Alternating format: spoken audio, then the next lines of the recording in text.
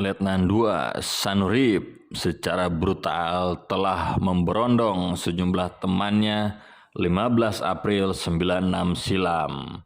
Kejadian tersebut dilakukan menjelang pembebasan 11 sandera dari organisasi Papua Merdeka di Mapenduma, Papua. Sanurip sendiri merupakan anggota Korps Pasukan Khusus Kopassus TNI Angkatan Darat yang dikenal jitu dalam menembak. Dalam kisahnya, dia telah menembak secara sengaja dan brutal terhadap sejumlah teman dan warga sipil di Timika.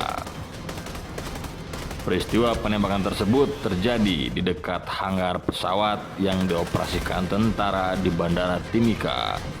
Dalam penembakan itu, sebanyak 16 orang tewas. 11 diantaranya adalah tentara dan selebihnya adalah warga sipil.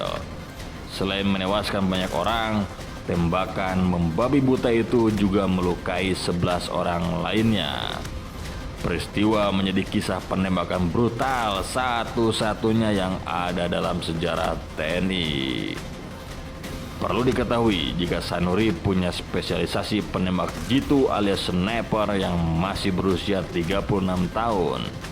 Selain sebagai prajurit, dia juga ditugaskan sebagai pelatih tembak tempur TNI.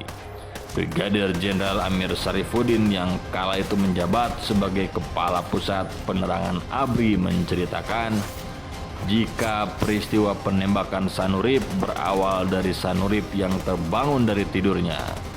Sanurip yang baru terbangun dari tidurnya itu kemudian membuat suara gaduh di dalam hanggar pesawat. Aksinya tersebut ditegur oleh temannya dan membuat Sanurip jengkel dan tidak terima.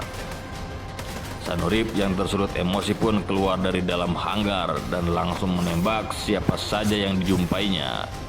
Dalam riwayatnya, ada 52 butir peluru yang ditembakkan dari senapan Sanurip kepada korban.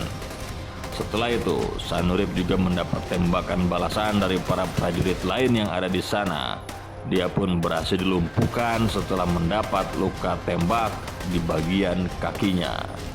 Selanjutnya, Sanurip pun ditangkap dan dibawa langsung ke Jakarta untuk diperiksa dan diadili secara militer. Kasum ABRI Letjen Siono memerintahkan Kopassus menyerahkan Sanurip ke Puspom. Sanurip dijatuhi hukuman mati dan dieksekusi setahun kemudian, tepatnya 23 April 97. Ada sejumlah spekulasi diantaranya bahwa Sanurip mengalami gangguan kejiwaan. Hal itu sebagai dugaan yang muncul akibat adanya serangan malaria yang merusak sistem saraf Letda Sanurip.